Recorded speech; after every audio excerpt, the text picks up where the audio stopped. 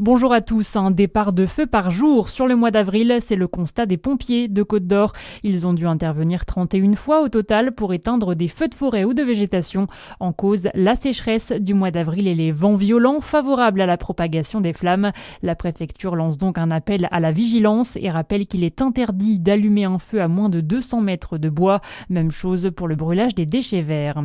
Ma mère comptait porter plainte. Le témoignage de la fille de Sylvie Godard, cette femme tuée par balle près de Chalon-sur-Saône par son ex-compagnon. 3 jours plus tôt, un couple de sexagénaires a été retrouvé mort dans sa maison. Les 2 victimes ont été tuées par arme à feu. L'enquête révèle qu'il s'agirait d'un féminicide et l'auteur présumé des faits serait l'homme décédé. Dans les colonnes du journal de Saône-et-Loire, la fille de la victime veut faire reconnaître la préméditation de l'assassinat. Des bénévoles pour apprendre à surveiller les troupeaux face à la prédation du loup dans le Jura. 2 sessions de formation vont être organisées par l'Association nationale pour la défense et la sauvegarde des grands prédateurs au mois de mai et de juin, une initiative pour répondre à la demande croissante des éleveurs. C'est bientôt le retour de la foire comtoise à Besançon, coup d'envoi vendredi de la 98e édition de ce rendez-vous qui rassemble les entreprises et les savoir-faire en Franche-Comté. 600 exposants réunis sur plus de 100 mètres carrés.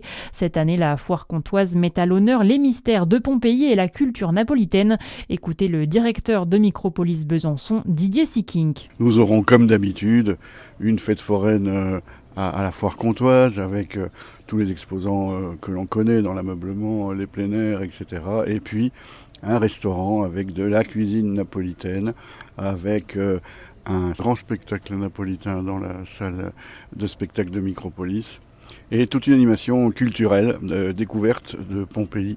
Voilà, on a trouvé que c'était une façon intéressante d'allier culture et toujours le bon esprit et la bonne dynamique de la foire. Parce que nous, notre job, c'est de vous apporter du bonheur et de la joie et pas de la morosité. Des propos recueillis par Charlie Chevasson. La foire comtoise, c'est à partir de vendredi et jusqu'au 17 mai à Micropolis Besançon.